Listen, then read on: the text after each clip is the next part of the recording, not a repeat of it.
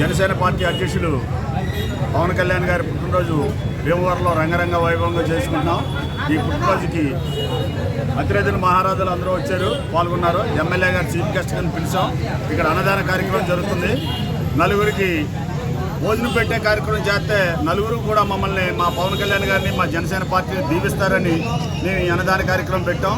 అందరం కూడా ఆయన పుట్టినరోజు నాడు హాయిగా భోజనం చేసి ఆయన దీవించాలని, అలాగే మా జనసేన పార్టీ ఇంకా ఉన్న స్థితిలోకి వెళ్ళాలని, పవన్ కళ్యాణ్ గారు ఇంకా మంచి మంచి పదవులు వచ్చి ఆయన ఆయురారోగ్యాలతో ఉండాలని కోరుకుంటున్నాను. జై జనసేన, జై పవన్ కళ్యాణ్ గారు.